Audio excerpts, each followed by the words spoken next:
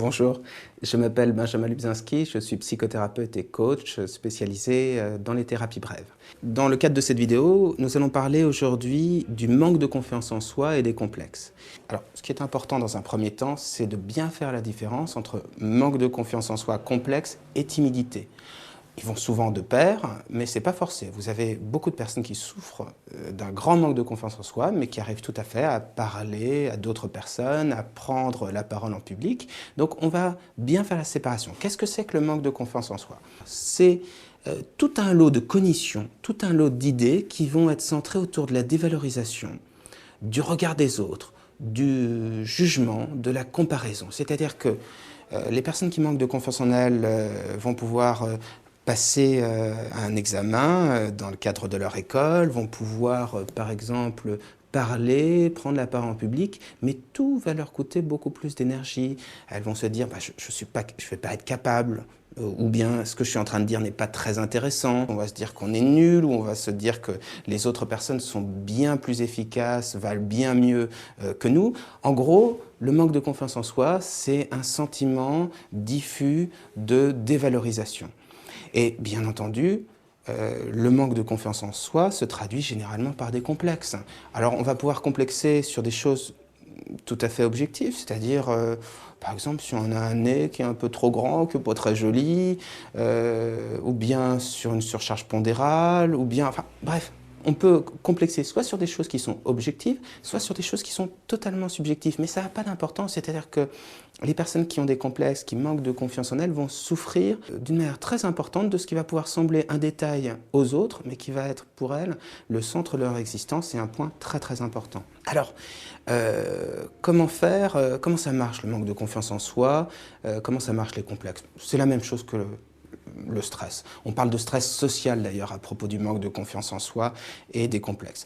On se sent mal physiquement, on peut rougir, on peut se sentir oppressé, on pense trop, on se focalise sur des sujets dévalorisants, on se demande si ce qu'on est en train de dire vaut le coup, ce que pensent les autres, on fait attention au regard des autres, on a peur du ridicule. Toutes ces choses qui trahissent un manque de confiance en soi et qui font que finalement, les personnes qui ont un manque de confiance en elles arrivent dans leur vie à progresser, mais tout coûte beaucoup plus d'énergie, tout est fatigant, c'est fatigant de trop penser. Alors, qu'est-ce qu'on peut faire? Vous avez tout un lot d'activités qui ont vraiment un impact positif, c'est-à-dire si vous faites du théâtre, encore mieux si vous travaillez dans le cadre de ligues d'improvisation, si vous faites des sports de combat ou bien de la danse, toutes les choses qui vont permettre d'apprendre à s'extérioriser, à accepter son corps, à ne pas avoir peur de se battre, à aller de l'avant sans se poser de questions, tout ce qui va vous faire avoir des comportements spontanés. Toutes ces choses-là vont avoir un impact très positif sur le traitement de la confiance en soi et des complexes. Et il n'est jamais trop tôt ou trop tard pour commencer.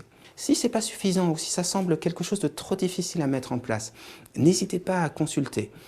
Dans le cadre d'une thérapie, on va pouvoir analyser les causes du manque de confiance en soi, on va pouvoir faire en sorte que vous soyez beaucoup plus relaxé, beaucoup plus détendu dans le cadre des rapports sociaux, pour la prise de parole en public, pour les examens, toutes ces choses-là qui souvent sont des points d'orgue pour le manque de confiance en soi.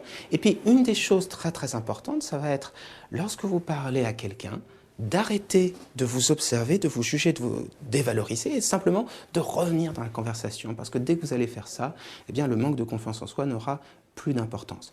Ce sont des choses qui se traitent bien en thérapie, c'est pas très difficile à soigner, ça demande un petit peu de travail, ça demande généralement entre 5 à 10 consultations, enfin ça dépasse rarement ce nombre de séances. Et ça vaut tout à fait la peine de le faire puisque même si on peut vivre avec, c'est tellement plus léger. C'est tellement plus simple de pouvoir faire les choses sans y penser, sans souffrir de ce manque de confiance en soi. Si vous souhaitez avoir plus d'informations, bien comprendre le mécanisme du manque de confiance en soi, vous aurez un article beaucoup plus détaillé sur le sujet sur le site psy-coach.fr. Également, vous aurez la liste des thérapies qui sont efficaces pour ce genre de sujet. Vous trouverez également des spécialistes de ce sujet avec qui vous pourrez consulter. Puis, si vous souhaitez nous contacter, entamer une thérapie, vous pouvez nous joindre au 01 42 26 40 27. D'ici là, je vous souhaite une très très bonne journée, une bonne continuation.